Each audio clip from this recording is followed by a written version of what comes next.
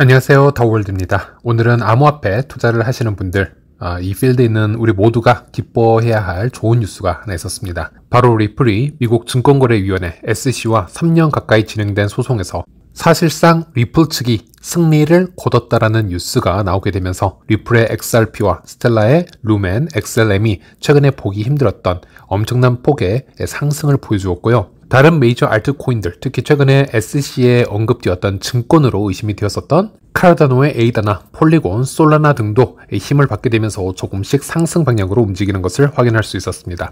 기사를 보시면요, 현재 SEC 소송을 담당하고 있는 토레스 판사의 핵심을 요약을 해보자면 XRP가 기관 투자자들에게 판매될 때는 증권이지만 일반 대중에게 판매가 될 때는 증권이 아니다. 이렇게 부분적으로 리플랩스 측의 손을 들어주는 것을 볼 수 있었고요. 코인 거래소에서 XRP가 상장이 되고 일반 투자자들이 이 XRP를 거래를 하는 행위가 증권법을 위반하지 않았다라는 이 명확한 가이드라인을 토레스 판사가 언급을 했기 때문에 크립토 시장에서는 이를 사실상 리플의 승소가 맞다, 이렇게 여기고 있는 분위기가 되겠습니다. 당연히 미국의 최대 거래소인 코인베이스나 크라켄 거래소는 상패했었던 XRP를 이번 약식 판결 결과 이후 바로 재상장을 추진을 하였고요. 현재 시간으로 코인마켓캡 기준으로 스테이블 코인을 제외하고 나면 XRP의 전체 시총은 비트코인, 이더리움, BNB에 이어서 4위에 지금 해당되어 있지만 한때는 XRP가 비트코인, 이더리움 다음으로 3위까지 다시 반등을 하기도 했었습니다. 리플의 승소 소식이 전해지면서 당연히 가장 높은 상승률을 보여주었던 건 당연히 XRP가 되겠고요. 한때 100% 이상의 상승을 보여주었었고 그 다음이 XLM, 즉 스텔라 루멘이 되겠는데요. 오늘 영상 주제는 이 XRP나 XLM 가격 얘기를 하기 위해서 영상 제작을 하려는 건 아니고요. 이번 아주 큰 호재를 통해서 이 리플 뒤에 따라오는 스텔라에 대해서도 연관성, 리플과 스텔라의 히스토리와 연관성에 대해서 잠시 설명을 해드리고 또 그 다음 제너레이션에서 묵직하게 개발이 되고 있는 이 파이 네트워크에 대해서도 잠시 언급을 해드리도록 하겠습니다. 이번 리플의 승소로 이게 나비 효과가 되어서 파이 네트워크까지 어떤 영향을 미치게 될 것인지 여기에 대해서 예상을 해보는 시간을 가질 텐데요. 제일 먼저 이 리플과 스텔라의 관계를 요약해서 말씀을 드리자면 이번 이 리플의 XRP와 스텔라의 XLM이 같이 동반 상승을 하면서 많은 분들이 여기에 대해서 얘기를 하실 때 스텔라는 리플에서 포커가 되어 나왔기 때문에, 즉 파생되어 나온 동생뻘의 코인이다, 이렇게 말씀하시는 분들도 있으시고, 그래서 항상 이 두 개가 커플링이 되어서 항상 따라가는 형식이다, 이렇게 생각을 하시는 분들이 정말 많습니다. 물론 이 상황을 한두 줄로 간단하게 정리를 하는 차원에서 표현을 하자면 그렇게 틀렸다고만은 할 수는 없지만 그렇다고 이 얘기가 정확한 설명이라고도 할 수는 없습니다. 그래서 이 얘기를 시작하기 앞서서 제일 먼저 제드 맥킬럽이라는 인물을 먼저 아셔야 되는데요. 이 인물은 초창기 암호화폐 거래소인 마운트 곡스의 창업자이기도 했었습니다. 이 바로 제드 맥킬럽이 리플의 공동 개발자 중 한 명이었고요. 하지만 리플을 운영하고 개발을 해나가는 데 있어서 운영진들이 서로 마찰이 생기게 되고 결국 제드 맥킬럽이 리플에서 쫓겨나게 됩니다. 그 후에 이 제드 맥킬럽은 리플랩스에서의 경험을 바탕으로 스텔라 네트워크를 설립을 하게 되고요. 스텔라 루멘 XLM 코인을 런칭을 하게 되는데 여기서 많은 분들이 또 오해를 하시는 부분들이 있습니다. 스텔라는 리플에서 하드포크가 되었다, 바로 이 부분이 되겠는데요. 하지만 이 두 개의 프로젝트는 완전히 다른 코드를 가지고 운영이 되는 별개의 프로젝트다, 이렇게 생각을 하셔야 될 것 같습니다. 제드 맥킬럽이 처음에 리플을 포크시켜서 스텔라 개발을 시도를 해보았지만 치명적인 오류들이 발견이 되면서 스텔라만의 독자적인 스텔라 합의 프로토콜을 개발을 하여 진행을 한 것이고요. 이 SCP라고 불리는 스텔라 합의 프로토콜은 스탠포드 대학의 데이비드 마지에르 교수가 개발을 한 것이고요. 또 제드 맥킬럽 또한 본인 트위터에서 이 부분을 명확하게 언급을 했었습니다. 그리고 이 리플과 스텔라는 개발자들 사이가 딱히 좋은 것도 아닙니다. 형제라기보다는 사실 둘은 라이벌 또는 원수에 가깝다라고 할 수 있겠는데요. 이 리플의 CTO나 스텔라의 제드 맥킬럽은 언론에서도 공개적으로 서로를 막말을 서슴지 않고 싸우기도 한 적이 있었고요. 또 제드 맥킬럽이 한때 리플랩스 창립자로서 보유하고 있던 다량의 XRP를 공개적으로 매도하면서 주기적으로 리플 시장에 단기적인 이 퍼드를 던져주곤 했었는데 그런 행위들을 보았을 때도 결코 이 두 프로젝트가 우호적인 관계는 아니다, 이렇게 말할 수 있겠습니다. 그럼에도 불구하고 현재 차트를 보시는 것처럼 둘의 가격이 항상 링크가 되어서 같이 움직이는 현상, 즉 커플링이 된 이유를 찾는다면 두 프로젝트의 프로토콜이 유사성이 존재하고 두 프로젝트가 보유하고 있는 이 로드맵, 나아가려는 방향이 동일하게 해석될 수 있는 부분들이 많기 때문에 리플이 잘 되면 당연히 스텔라도 잘 될 수밖에 없다라는 이 프레임이 씌워진 게 가장 큰 이유라고 해석될 수 있겠습니다. 일단 이 리플, 스텔라 모두 국경을 넘어서 통화 전송을 지원하는 대표 암호화폐로 분류가 되고 있습니다. 여기서 리플은 은행이나 금융기관의 거래에 좀 더 특화가 되어 있고요. 스텔라는 상대적으로 개인과 개인의 거래에 초점이 맞춰져 있는 차이점이 있습니다만 이 두 가지가 절대 섞일 수 없는 차이점으로 분석되기보다는 서로 공존할 수 있는 장점으로 해석이 되기도 합니다. 한 가지 예로 리플과 스텔라 모두 CBDC 개발에 참여를 하고 있고요. 또 ISO 2002 개발 참여에 연관된 매우 중요한 블록체인들로 손꼽히기도 하고요. 또 리플 같은 경우는 거액이 오고 가는 홀세일 CBDC에, 또 스텔라 같은 경우는 개인의 지갑 연결과 관여가 되는 리테일 CBDC에 좀 더 최적화되어서 서로 간의 특성이 존재하기도 하고요. 그리고 두 네트워크 모두 수수료가 소액 존재하긴 하지만 부담 없이 자산을 이동시킬 수 있도록 아주 저렴하고 빠르게 옮길 수 있기 때문에, 또 블록의 생성 시간이 약 5초 정도에 불과하기 때문에 두 프로젝트 모두 대부분의 거래가 5초 안에 완성이 될 수 있다는 공통점도 가지고 있습니다. 또 두 개의 블록체인과 타 기업들 간의 파트너십을 한번 보더라도요. 현재 스텔라와 승승장구를 하고 있는 머니그램 같은 경우는 본래는 리플과 파트너십을 맺고 있었는데요. 리플과의 계약이 종료되자마자 바로 또 스텔라로 와서 스텔라와 손을 잡고 개발을 하고 있는 것을 볼 수 있었습니다. 이렇게 국경 간의 지불 시스템 개혁에 적극적으로 참여하고 있는 핀테크 기업들이 리플과 스텔라를 또 자유스럽게 오고 갈 수 있는 이유 또한 리플과 스텔라의 로드맵이 아주 흡사한 부분이 많기 때문이지 않을까, 이렇게도 해석이 가능하겠고요.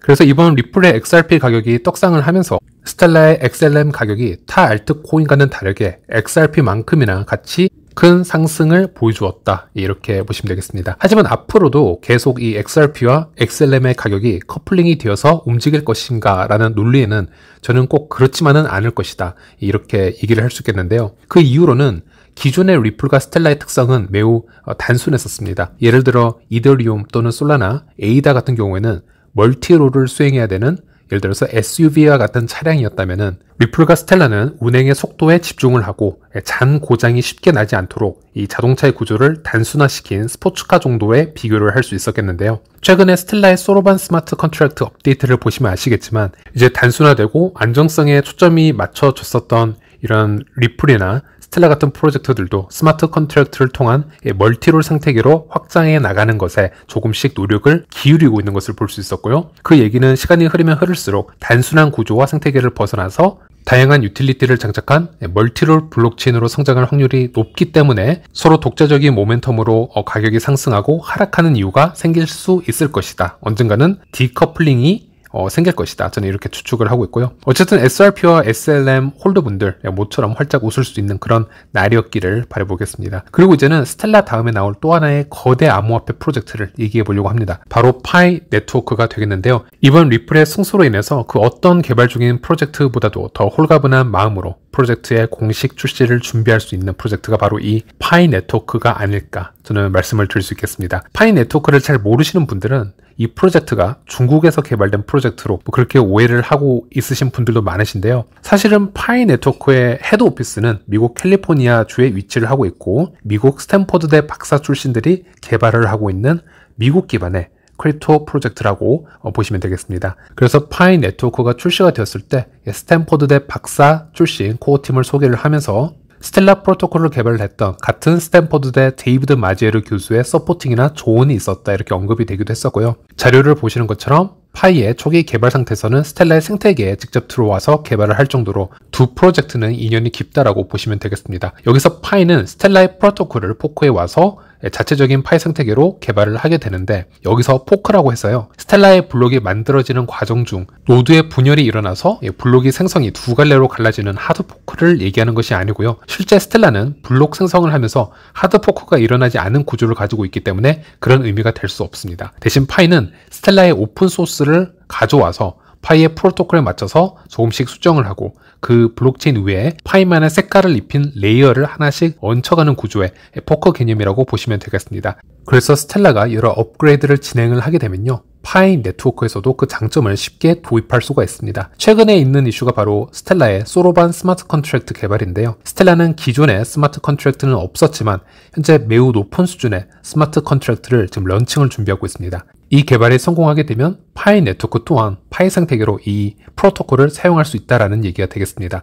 물론 이런 특성들 때문에 리스크가 생길 수도 있겠는데요. 예를 들어서 만약 파이의 히스토리를 거슬러 올라가서 스텔라 또는 그 앞전의 리플까지도 여러 암호화폐 규제에 무릎을 꿇게 되면요, 거래소들도 이런 코인들을 상폐할 확률이 높아지게 되고요. 아니면 뭐 비트코인이 아닌 발행 코인들이 자유스럽게 활동할 수 있는 폭이 좁아진다면 파이 네트워크 또한 그 영향을 받을 수밖에 없는 상황이라고 해석해야 되겠습니다. 물론 어떤 분들은 파이는 ICO나 프리세일을 하지 않았기 때문에 그래서 다른 타 알트코인보다는 안전한 특성이 존재하지 않겠냐라고 하실 수 있겠지만 이 부분은 매우 복잡한 문제가 될 수 있겠는데요. 사실 리플 또한 ICO 코인이라고 부르기에는 좀 복잡한 부분이 있습니다. 이미 ICO라는 시스템이 존재하기 전부터 XRP는 거래소에서 거래가 되기 시작을 했었고요. 스텔라 또한 비영리 재단으로 운영 중인 프로젝트였지만 그럼에도 불구하고 SC의 공격은 지속적으로 있었고 증권으로 분류가 되어야 된다는 뉴스도 지속적으로 나왔었습니다. 파이라고 항상 안전하다 이렇게 내다보기는 힘이 들 텐데요. 니콜라스나 청디아와의 인터뷰 내용을 보시면요. 또는 모더들에게 내려가는 전달 사항들을 분석을 해보았을 때는 파이코어 팀에서 오픈 메인넷으로 가기 위해서 기다려야 하는 요소 중 바로 하나가 크립토 시장의 규제 상황을 언급을 해왔었고요. 이 부분은 현재 코어팀이 컨트롤을 하고 있지는 못하지만 오픈 메인넷으로 가기 위해서는 이 규제의 명확성이 매우 시급하다라는 언급을 여러 차례 한 적이 있었고 또 코인 분석가인 코인 인사이더 같은 경우에는 파이 네트워크의 장단점을 분석하는 영상에서 이 SC와 리플의 소송 결과가 앞으로 파이 네트워크의 출시와 이 파이코인 가치를 만들어갈 수 있는 부분에 큰 영향을 줄 것이라는 분석을 내놓은 적도 있었습니다. 파이 코어팀 입장에서는요. 오픈 메인넷 이후에 미국 거래소 상장이 되었을 때 이 부분이 증권법과 어떻게 마찰이 생길지 이 부분이 상당히 걸림돌이라고 생각을 했을 텐데요. 특히나 미국에서는 여러 코인 거래소가 이 부분에 부합하지 않은 리스크가 있는 알트코인들을 하나씩 상폐하는 분위기가 이어졌기 때문에 이런 신규 프로젝트를 진행하면서 상당히 위축될 수밖에 없는 상황이었다고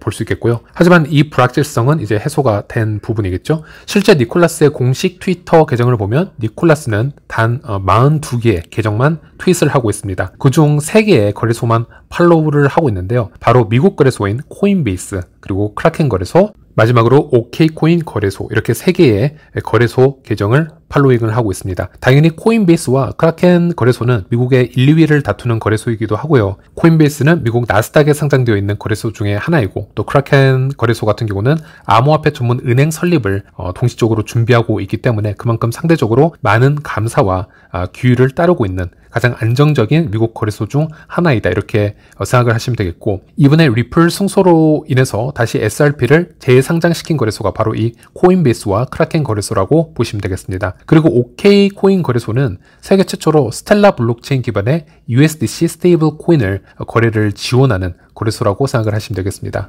이런 점들을 보았을 때 니콜라스는 파이 네트워크가 오픈 메인넷이 되고 나서요. 거래소 상장을 해야 된다면 또 준비를 해야 된다면 미국 내에서 원하는 이 거래소 스탠다드를 알아볼 수 있는 그런 지표라고 볼 수 있겠고요. 당연히 코어팀에서도 만약 상장을 진행을 하게 된다면 이런 미국의 대형 거래소를 타겟해 볼 수 있다는 얘기가 되겠습니다. 그리고 우리가 KYC를 통과하고 마이그레이션을 받기 전에 체크리스트에서 개인 서명을 해야만 본인 파이 지갑으로 파이코인을 마이그레이션 받을 수 있다는 거 다들 아실 텐데요. 파이 프로젝트가 얼마나 이 미국 규제에 민감하게 움직였는지를 볼 수 있는 부분이 현재 양도에 대한 제한이나 토큰은 유가 증권이 아니지만 현재 디지털 자산의 유가 증권 분류에 상당한 불확실성이 존재하며 토큰의 제한, 판매 또는 배포가 미국 증권거래위원회 SC에 등록되지 않았습니다. 또는 모든 주, 기타 국가 또는 관할권의 기타 당국, 토큰의 유가증권으로 간주되는 경우 재판매 및 기타 요구사항에 대한 제한이 적용될 수도 있습니다. 해당 법률을 준수하지 않는 한 토큰을 양도할 수 없습니다. 물론 아주 긴 글 중 일부만 제가 가져와 보았는데요. 이 부분에서도 알 수 있었지만 아직 이 파이코인이 유가증권으로 분류가 된 것은 아니지만 아직 그 어떤 것도 명확하지 않은 상태이기 때문에 파이코인을 사용함에 있어서 어떤 제약이 있을 수 있다 이런 얘기를 하는 것이고요. 전부터 코어팀이 타 기업과의 파트너십을 언급을 하기도 했었고요. 나름대로 자체 디앱 개발을 준비하고 있었다라는 언급이 있었는데요. 기존의 이런 상황에서 누가 파이코인 생태계로 쉽게 들어와서 파이코인을 받고 거래를 할 수 있었을까? 또 긍정적으로 검토할 수 있었을까? 그런 기업이나 그룹이 존재했었다 하더라도 지금 당장은 어떤 결정을 할 수가 없었을 것이다. 왜냐하면 이런 불확실성이 있었기 때문인데 이제는 이런 부분에서 좀 더 과감하게 속도를 낼 수 있지 않을까? 어쩌면 좋은 소식들이 들려올 수 있지 않을까라는 예상을 해볼 수 있었습니다. 2023년 3분기 지나서 4분기 후반기에는 코인 시장이 좀 더 좋은 모습을 보여줄 수 있지도 않을까 기대를 해볼 수 있겠는데요. 현재 블랙락을 선두로 해서 많은 기관들이 비트코인 현물 ETF 승인을 지금 기다리고 있는 상황이기도 하고요. 또 내년에는 비트코인 반감기가 시작되는 또 좋은 한 해이기도 합니다. 물론 지금 당장 파이 네트워크를 하시는 분들에게는 참 재미가 없는 참 지겨운 시기일 수도 있겠습니다. 하지만 제가 드리고 싶은 말씀은요, 현재 이 코인을 그만두고 그냥 떠나기에는 너무 좋지 않은 시기다 라고 말씀을 드리고 싶고요. 이 리플의 승소가 나비 효과가 되어서 파이에게도 아주 긍정적인 영향을 줄 것이다, 이런 마인드로 예상을 해보면서 다음 시간에 다시 찾아뵙도록 하겠습니다. 시청해주셔서 감사합니다.